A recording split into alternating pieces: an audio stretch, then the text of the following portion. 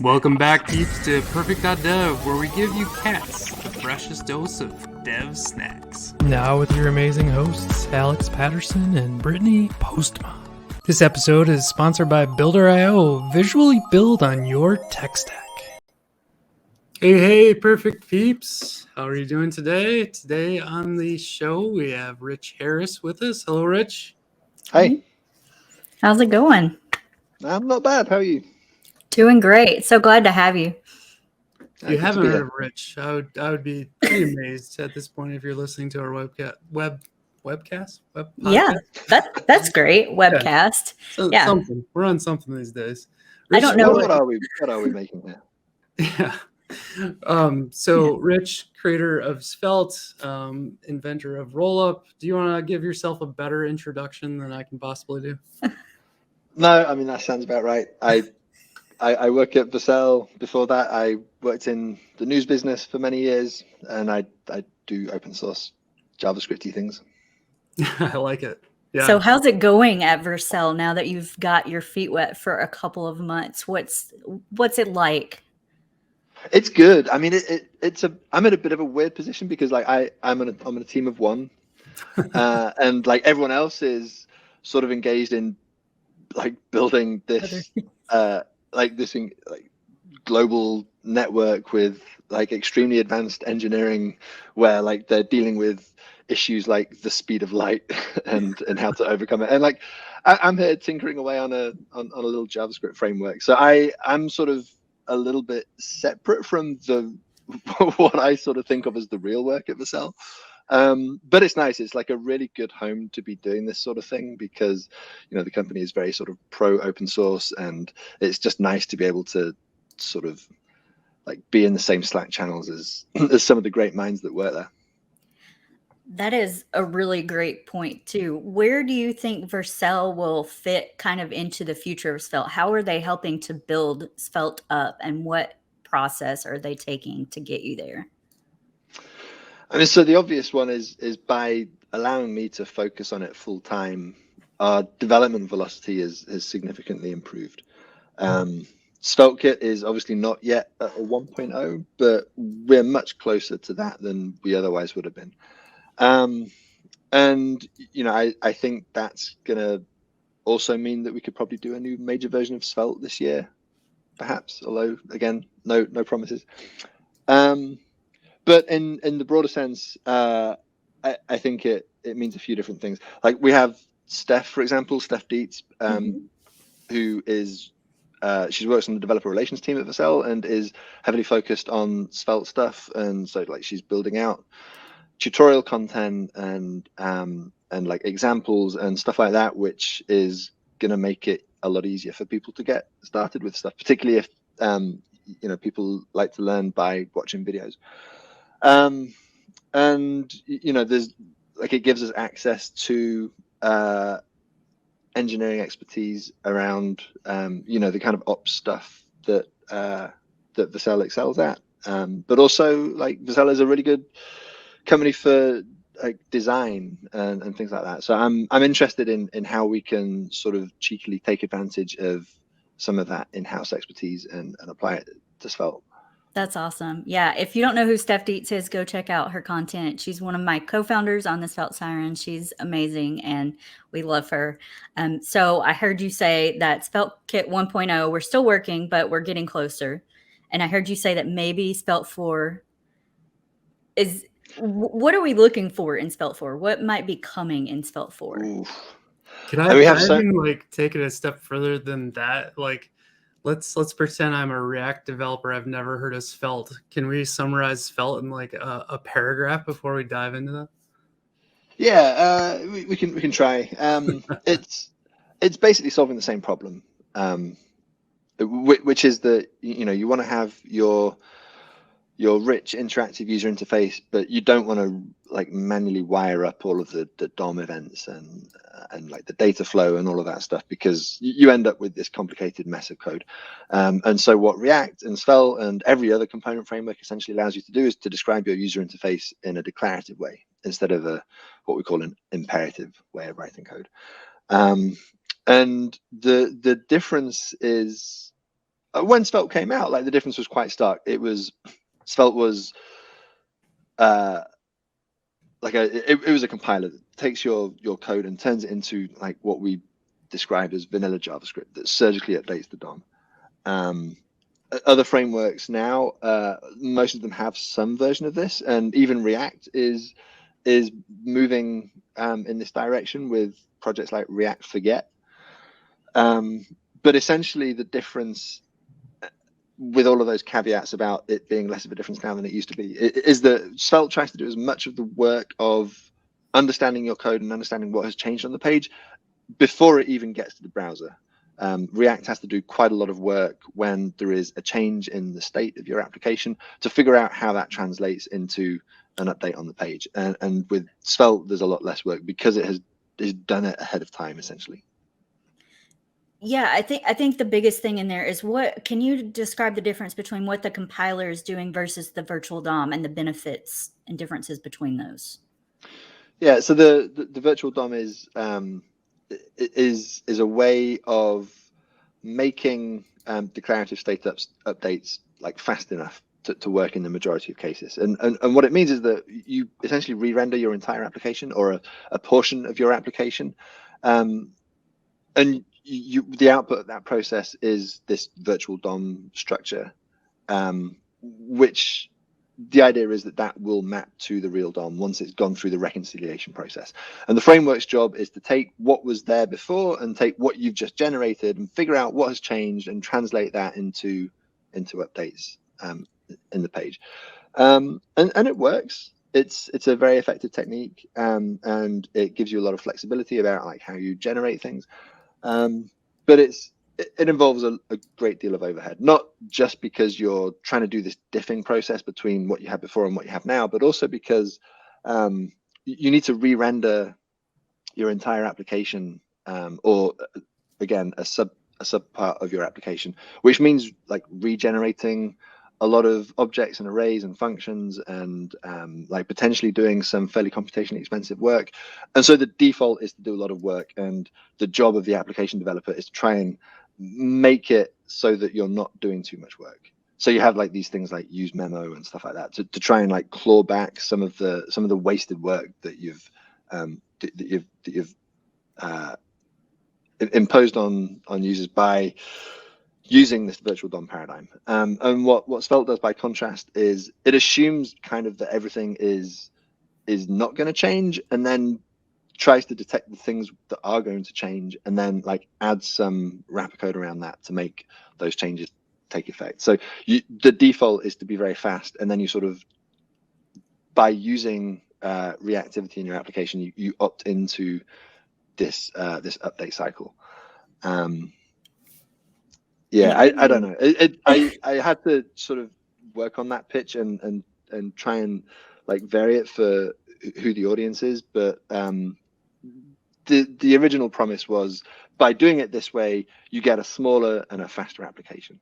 Although over the years that has evolved a little bit into, because we have this compiler and it doesn't, like, there's no necessary correspondence between what you wrote and what actually runs in the browser, we're able to offer you this very concise and straightforward and intuitive way of defining user interfaces, because like we're not trying to write user interfaces in a language, JavaScript, which is fundamentally like bad for describing user interfaces.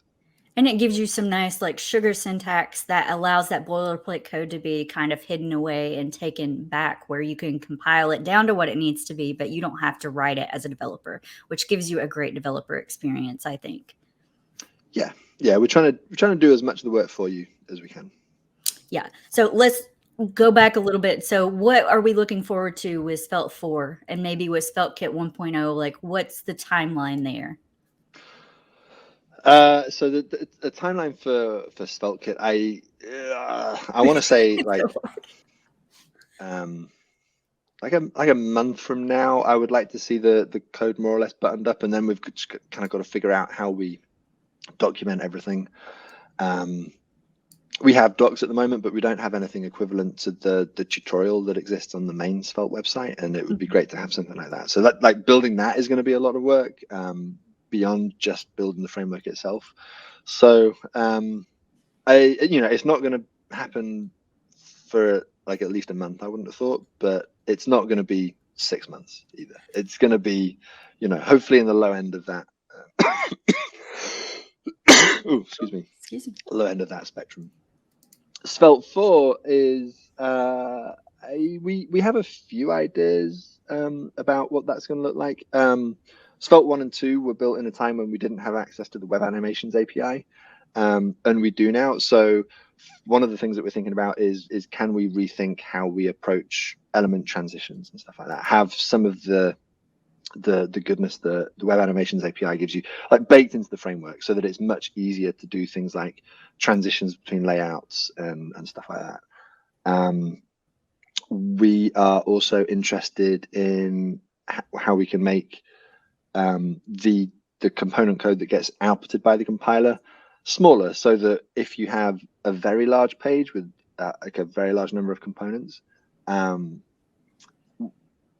doesn't result in a big JavaScript payload, because even though Svelte apps are typically somewhat svelter than apps written in React and Vue and whatever, there is an inflection point where, because the compiler is generating code for your components, the size of any given page could be larger if you've written it in Svelte than with other frameworks, and that's something that I think we can probably fix. What is that inflection point?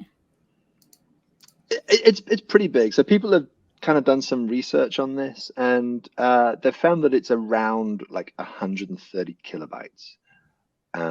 So you're talking about typically dozens of components before you reach that inflection point. And you have to like also consider the fact that because Svelte has a lot of stuff built in, you're typically not importing a lot of external libraries, which you very probably will have to if you're using something like React. So realistically, it's not an issue that people hit like ever, but it is something that people always wonder about. It's like, given the way that Svelte works, like fundamentally this inflection point must exist somewhere, therefore I'm going to worry about it prematurely. And I think it would be nice if we could just like say, actually, no, the output code is in some cases smaller than the input code. That would be kind of fun. And I think that changing to that method of generating components is also potentially an opportunity to add some more features. Like Svelte doesn't have a concept of error boundaries at the moment, and that's the kind of thing that would be easier to do if we had a slightly different paradigm. So there's a lot of experimentation, a lot of research to do, a lot of thinking about if we want to change how stores work to enable more fine-grained reactivity and things like that. But there's nothing that we haven't got to the point of deciding definitively what is in scope for Svelte 4 and what isn't. Yeah, what are your thoughts with some of the newer things that are coming out with like shipping no JavaScript to the browser by default, and things like Astro and Quick and some of those frameworks with islands architecture? Are some of those things thoughts that you want to bring into Svelte, or what are your views around that? I think there's a lot of really cool experimentation happening at the moment. I also think that people are obsessing over it a little too much. By and large, like the code, especially if you're using like one of the newer frameworks that are out, but by and large, like the amount of JavaScript that you're shipping with your framework is not the issue. If you look at any major website, the thing that is destroying its performance is all of the third-party script junk, like all of your analytics and your advertising shit and all of that, and it's like your hero image and all of this stuff. So yes, JavaScript is expensive. Byte for byte, it is more expensive than anything else on the web, and most websites do have too much of it. But it's not because we're doing full page hydration, other than in like relatively contrived places, but because we're at a point now where frameworks are pretty good. They're pretty good at not including a lot of JavaScript that you don't need. And like a lot of the performance problems that were introduced with like the desktop era frameworks of like the early 2010s, they've kind of been solved.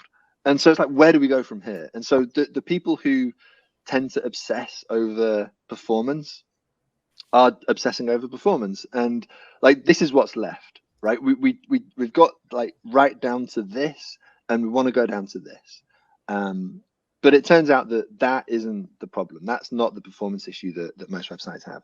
And so I'm interested in this work. And if some of it pans out and has like meaningful real world impacts outside these contrived scenarios, then it's very likely that Svelte will steal some of the best ideas and incorporate them. But it's not our top priority right now. I think there's bigger problems that we can be working on. Awesome. Are you going to throw in your plug for Party Town here? I was just going to say, you got to try out Party Town. It's amazing. Yeah. Adam's been working hard on it, and it moves all those junky, like, third-party things off into a web worker. So if you haven't, we're going to do a Svelte example hopefully soon where it shows off. Here's all of your Google Analytics and this, that, and the other thing in Svelte moved off to that web worker. So pretty excited about it. Might be a good time to transition to our ad real quick. I think you're right. Guess who's sponsoring us today? All right. Today's podcast is brought to you by Builder.io, visually building the web. Builder.io has one of the most powerful visual editors in the industry. Unlike other tools, Builder actually produces the code for you. You don't have to completely switch out your framework either, just use one of the handy SDKs that are available. There's no limits to what you can build. Instead of limiting your marketing team, start to optimize and let them do the work. This will allow your web developers to get back to the hard work that it takes for other components, allowing your team to do A/B testing and personalization. Stop worrying about bugs in production. Just use the site as it is, then you can analyze and start converting all of your customers with Builder's built-in heat maps. Stop limiting your growth with developers' long lead times. Start building, optimizing, analyzing, and start growing faster. Don't take my word for it. You can sign up for free today and start building the web visually with Builder.io. All right. So we talked about, oh, sorry. No, I was just going to say, I think I might be able to say that whole ad by the time, like, you know. You're going to memorize it and be able to. Podcast. Yeah. Sorry, go ahead. So we talked about islands architecture and how we don't think that's truly the problem with JavaScript not being the real problem with the web. That's all these third-party scripts. But what about the reactivity in Svelte? Is there a way that we could take an approach more like Solid.js where it's a fine-grained reactivity? Is there something we could do there to improve upon Svelte's reactivity? So I briefly mentioned this in the context of Svelte 4. One thing that I think it would be nice to be able to do is have, at the moment, like a store, if you want to access properties of a reactive store, the store has to be a free variable in your component. And I think it would be great if we had a way of stores being properties of objects, so that rather than opting into any change in your big object of things, like you can subscribe to just the property that you're interested in. I'm not a huge fan of approaches that are based on proxies and things like that. I think that tends to be a little bit too magical for my liking. I prefer a more explicit opt-in. But yeah, that's something that is kind of in the back of the mind as we're thinking about Svelte 4. Awesome. Yeah. Okay. So what do you think that Svelte needs to do to be able to get more market share and buy-ins from larger companies using it? I mean, I'll preface my answer by saying that market share has never been our primary goal. Rich, I think the more specific question is, how can Brittany work for more companies doing Svelte? Yeah, I mean, it's happening. You know, it's definitely happening that there are more Svelte jobs available and there are more companies that are using Svelte. And I think that once SvelteKit is there, we're going to see that trend accelerate further once it reaches 1.0. And I think the fact that that Vercel is backing Svelte has been a signal to a lot of companies that this is something that they can potentially rely on, whereas previously Svelte was sort of seen as this slightly risky project, whereas maybe the engineers at a company want to use it, but the CTO or the project managers, like, they don't want to touch it because they have to worry about things that the engineers don't have to worry about, which is totally legitimate. So I think this problem will kind of solve itself over time. It's not something that we spend a lot of time worrying about, because I think it's very unhealthy for open source projects to focus on adoption. I know it's a thing that the open source projects do through a combination of, in some cases it's vanity, let's face it. In other cases, it's because the open source part of the project is actually the hook to some sort of venture capital backed business model. And in those cases, like, adoption is super important. Like, all you care about is market share. And like the quality of the open source project is secondary to that, hopefully aligned with adoption, but not necessarily. And I think it's been kind of interesting to see the rise in VC backed open source over the couple of years. I think it's going to be even more interesting to see the fall in VC backed open source. And we're not thinking about, like, how do we get the largest number of users. We're thinking about how can we make the best framework possible. And that's what we love about it. The rest will just happen if we're doing the right thing. That is so true. I love that. So I saw a preview of the State of JavaScript survey, which, speaking of another thing that really doesn't matter, but it's fun to look at. And Svelte was still at near the top, and SvelteKit was actually on the top as well. I don't know if you've had a chance to see it, but I saw a sneak preview and I'm kind of excited. Have you heard that? Yeah. I saw some leaked screenshots. Yeah. I don't know if it was officially out. I don't know if they're final results or not. I assume that we're nearing the publication of the State of JS survey. And yeah, Svelte did really well. The signs are very positive for us. And it's gratifying, definitely, especially after last year when we did so well. There's always that fear that you're a one-trick pony or a flash in the pan, and if things go like that, then it's very easy for a narrative to solidify about, like, the hype cycle or whatever. Mm-hmm. But that hasn't been the case. As our user base has grown, we haven't, like, lost satisfaction. We haven't, like, people still like using Svelte, which is nice, because typically what happens is, as a project gains adoption, some of the people using it are the people who didn't choose to use it. They just ended up on a team where they have to use it. And so typically what happens is satisfaction goes down over time. But we're not yet at that part of the curve, which is nice. Whenever people talk about State of JS, they sort of feel obliged to say that it's not a representative sample and it's, like, statistically flawed and it's kind of bullshit. And there's a lot of truth to all of that, and you can't not acknowledge it. Like, the sort of people who fill in a JavaScript survey are not necessarily representative of the developer community at large. But I also think that we've kind of overcorrected a little bit, and people are too critical of State of JS. It's a real labor of love by Sasha, the guy who puts it together.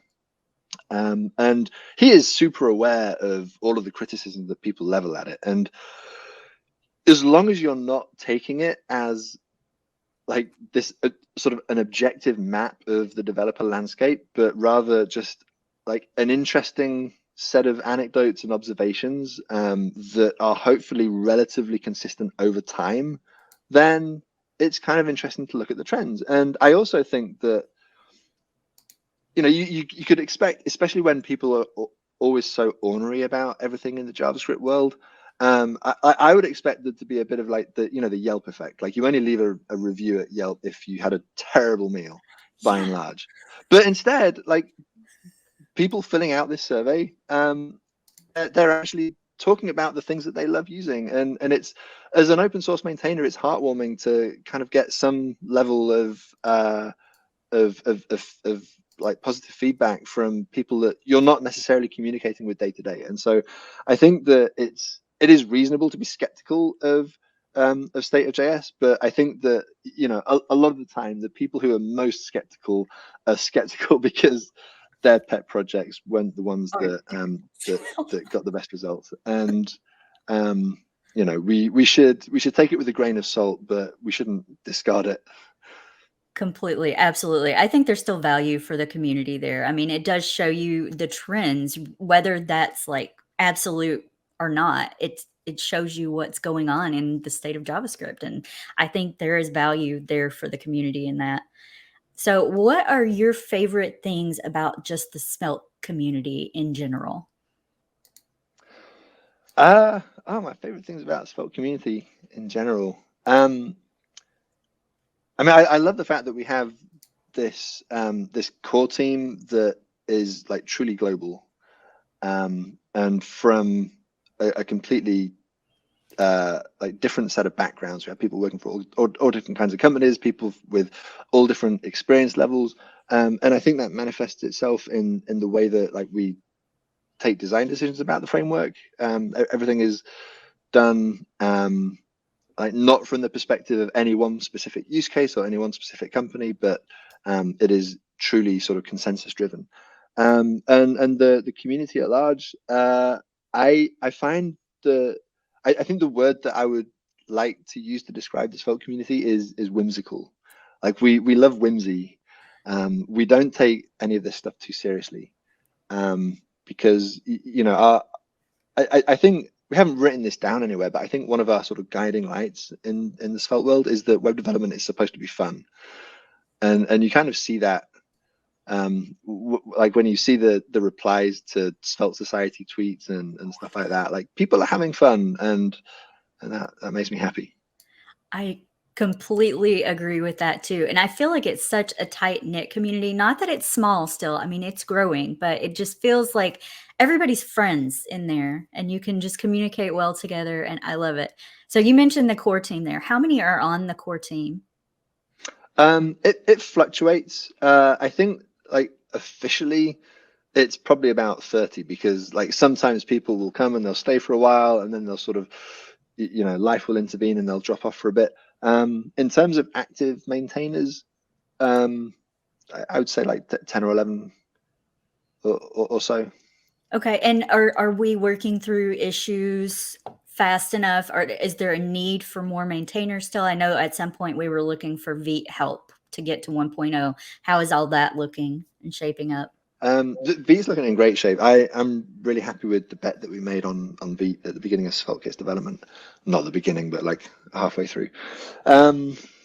What do we need to keep the issue close rate faster than the issue open rate? It's a really hard question, because it's not like you can just sort of throw more people at the problem and it'll go away. Yeah. So I don't know. That's something that we think about a lot, and we haven't yet come up with like the magic bullet. Mostly it's just trying to have a good sense of what the biggest pain points that people are suffering is. And so that's where we've been kind of focusing our efforts, is trying to understand which issues are most important to people, because unless you can triage things, like there's too many issues. You can't just like pick one at random and hope that it's going to magically fix things. Also, very often when this is something that's maybe a little hard to appreciate sometimes for people who aren't involved in open source maintenance, is that when you submit an issue, when you raise an issue, you're thinking about that issue in isolation. But as a maintainer, you have to think about how closing that issue would interact with the solutions to all of the other issues that are currently open. And sometimes you have to sort of chart a path through these sort of rocky waters, and not focus on any one thing in isolation, because then you'll find yourself stuck in a corner. And so Yeah, it's not just a case of like getting more people to close issues. Like we need to be able to like identify the issues that are related to each other and think about how we solve them in a more holistic way. Architect the thing as a whole, so to speak. Yeah. And again, me being full-time on Svelte now, I'm hopeful that that is going to mean that we are able to do that more on Svelte. I have personally been just completely neck deep in SvelteKit for the last few months, so I haven't really even looked at the Svelte repo lately. But once SvelteKit reaches a stable release, then I don't know, maybe this problem will just solve itself. What drove that drive to GitHub Discussions? That was a recent change, right? Where we moved discussions over to there. What was a part of that? Was it all this issue stuff? It is. I mean, so people will tend to try and like ask their questions in GitHub issues, which is very difficult to deal with, because that it just creates a lot of noise, and it's very hard to sift the actual bug reports from people just asking for help.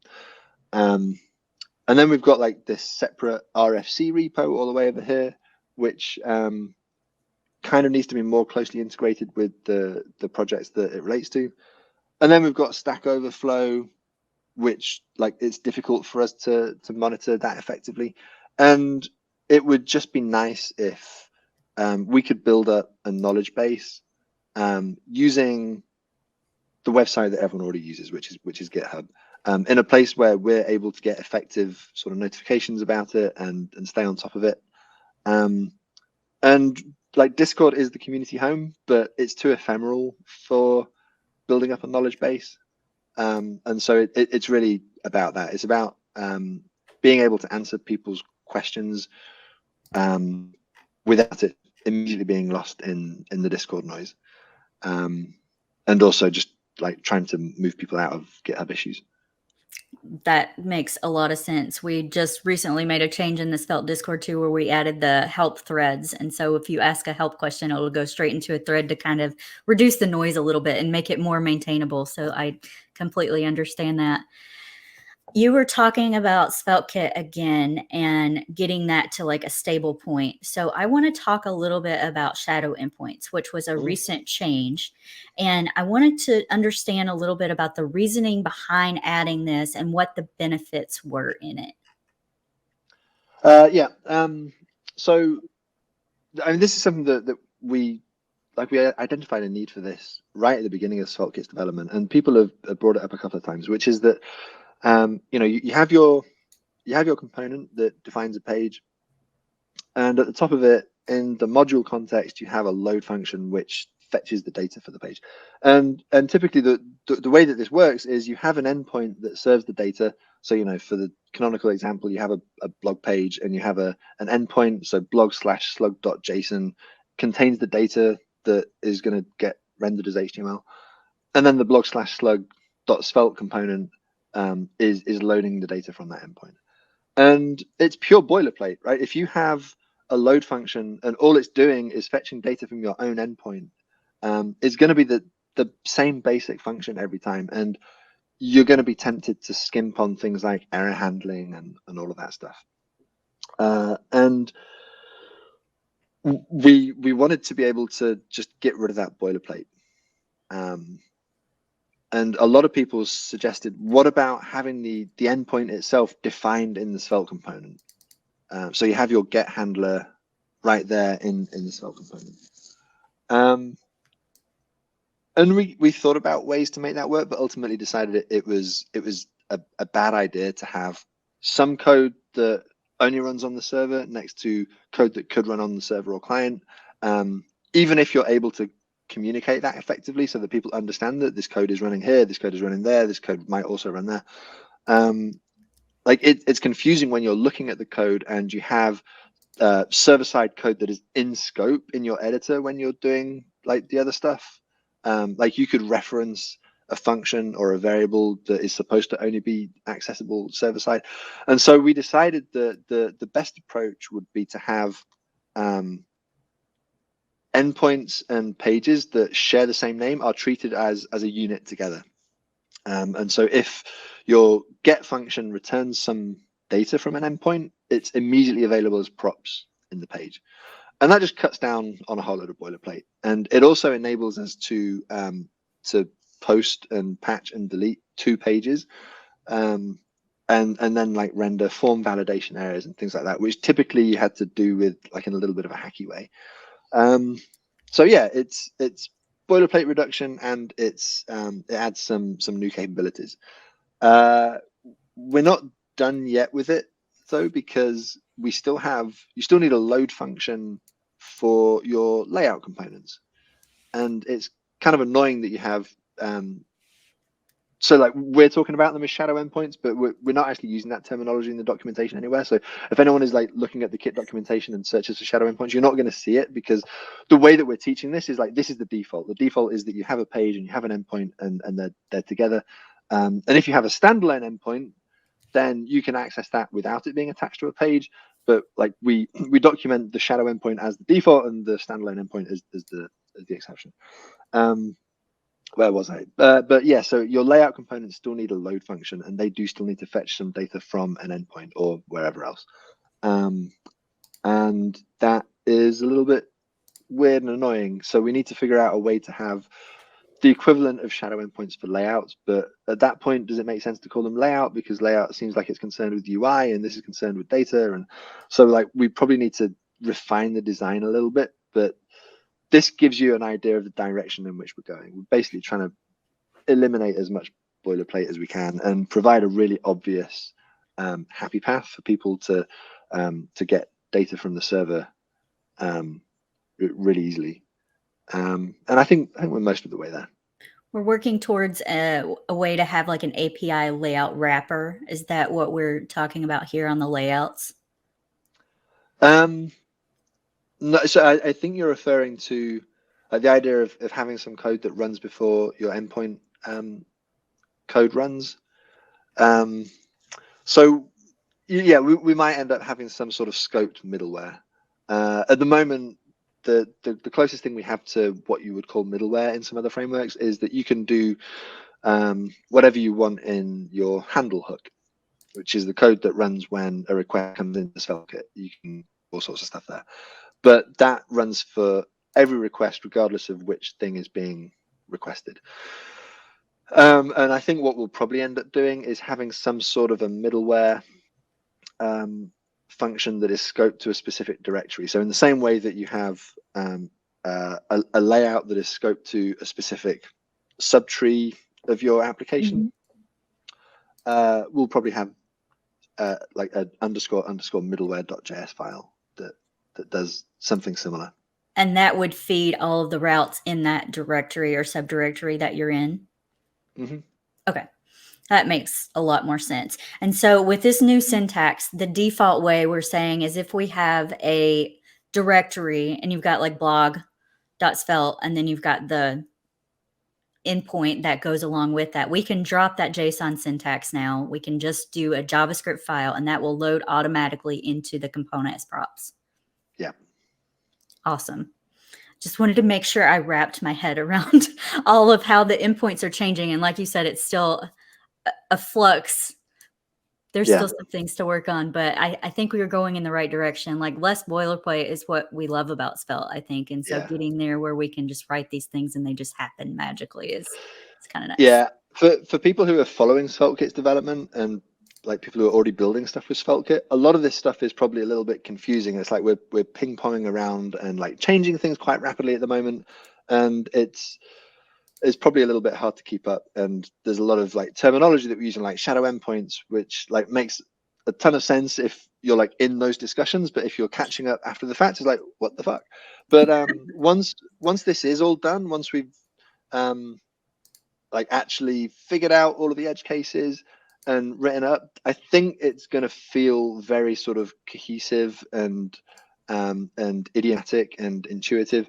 We're just not at a point yet where all of this stuff is well enough documented to make sense to everyone, but just bear with us and it will make sense. Give it a little bit. Okay, so to wind down and wrap this thing up, I want to ask you, do you think is Svelte the most beginner-friendly framework to learn? That's a good question. I mean, it's certainly like one of our guiding lights is that we want web development to be as accessible as possible to the greatest number of people. And when we make design decisions, we're always thinking about like how obvious and intuitive is this? Like, is this something that people will be able to learn easily? And a natural byproduct of that is that we do think that Svelte is probably the easiest framework for beginners to learn. But actually, you know, true beginners, it almost doesn't matter, because when people are new to programming, like they'll just kind of accept whatever you tell them. Like, this is the way that we do things. And so, you know, people will come to React at first and they'll be like, oh, this is how we build web apps. Fine, I will rewire my brain accordingly. And I've seen this in the data viz world and the news development world. A lot of people come in through D3. And D3 is like a fantastically complicated piece of software. It's incredibly sophisticated, and it has some really complex concepts. But because people, that's how they come in. They learn D3 and they see all of the examples. It has this wealth of examples. They're like, oh, this is how we do data viz. Fine, and they can just do it. They take to it, and it's absolutely fine. But when you take someone who's you know, schooled in React or whatever, and then ask them to start using D3, they're like, what the? Like, it's just like mind blowing, because the concepts are so different. And so I'm actually kind of less concerned about, is this the most beginner accessible framework, and more concerned with, is this the most accessible framework for someone who already kind of knows their way around web development, knows HTML, knows CSS, knows JavaScript, and wants to learn a new way of building web apps. And so, like, we try to minimize the concepts that we introduce over and above the languages that people are already familiar with. And I think on that measure, we're doing reasonably well. Yeah, I would agree with that. That's why I fell in love with SvelteKit, is because I knew HTML, CSS, and JavaScript. I'd learned React, and it felt like I didn't know the difference between JavaScript and React at that point. And then I saw Svelte, and I'm like, I can just write JavaScript. There's a little bit of syntax learning, but it's like, in comparison, was night and day. So do you think that there is still value in learning the fundamentals before you jump into a framework? Yeah, I don't know. Like, everyone has an opinion about this, and I typically, when I'm teaching people web development, I do start with the fundamentals. Like, I don't generally start with something like Svelte, because I want people to see that a website is just a collection of text files that you can author by hand. And I think there's a lot of power in understanding that before you start introducing the tools that make it easier. Other people are like, well, no, like, let's start with something that makes it easy to build something fun, and then people sort of get into the idea of like, you know, thinking at a sort of an architectural level before they need to worry about the plumbing and the wiring. And I don't know. I would want to defer to education experts on which approach is better. And by the way, those aren't necessarily the people who are in fact educators in the programming world, because, you know, boot camps are not trying to turn out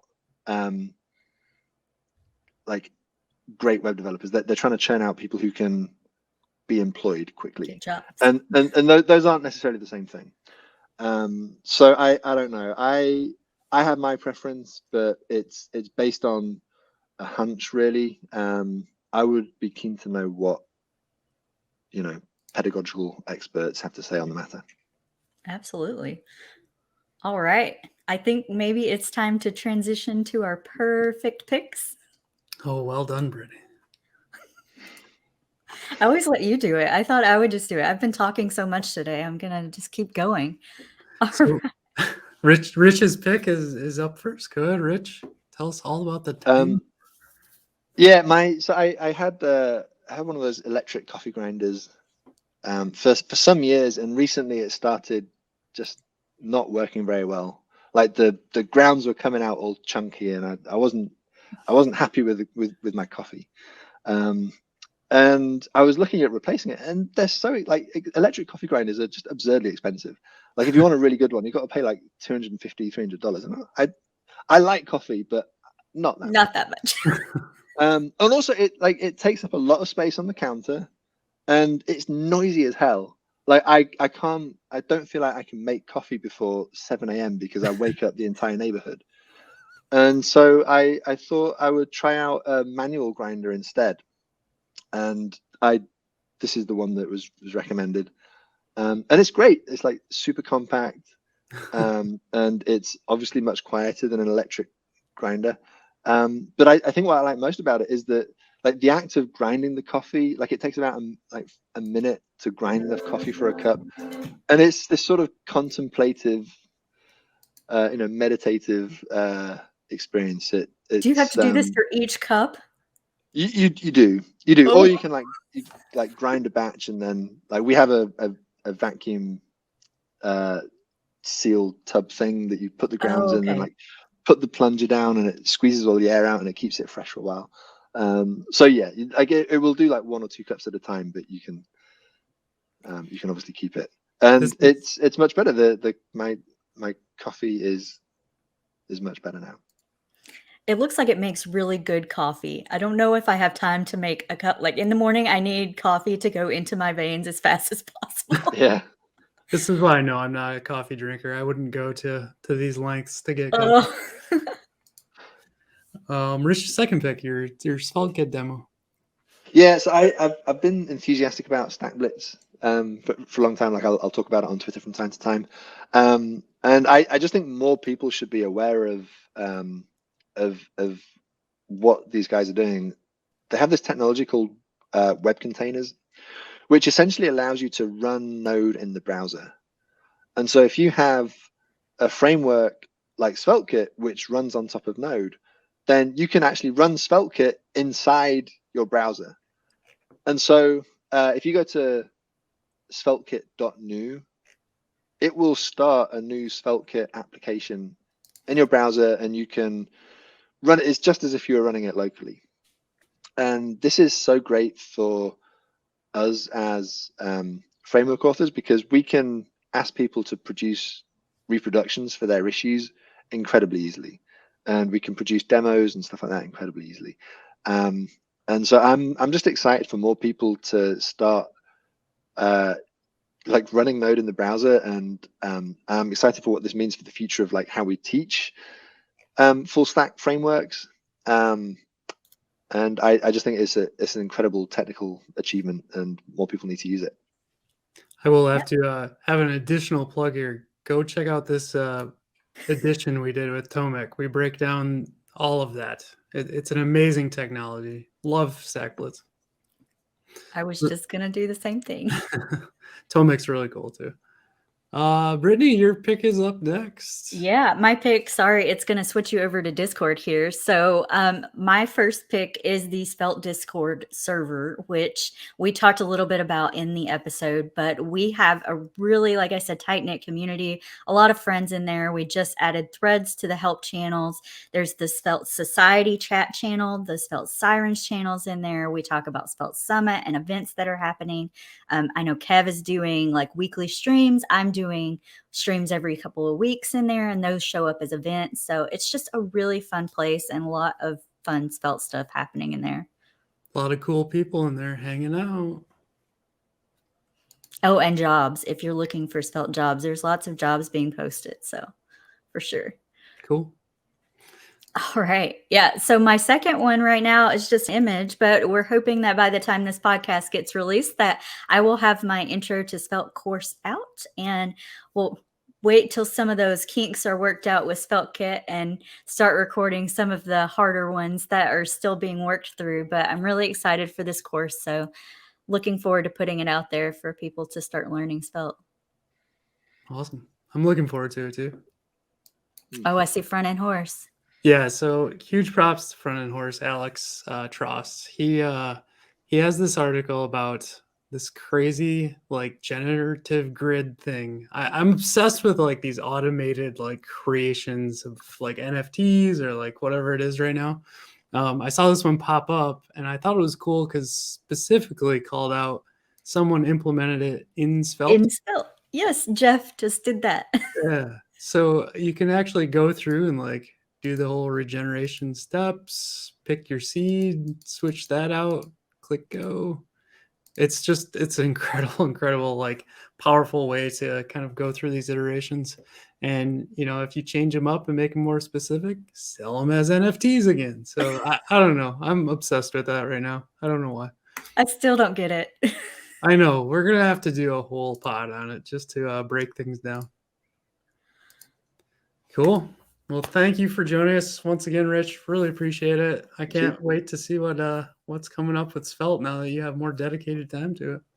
Yep. We're really excited. Thank you so much for joining us and for answering all of my expansive questions.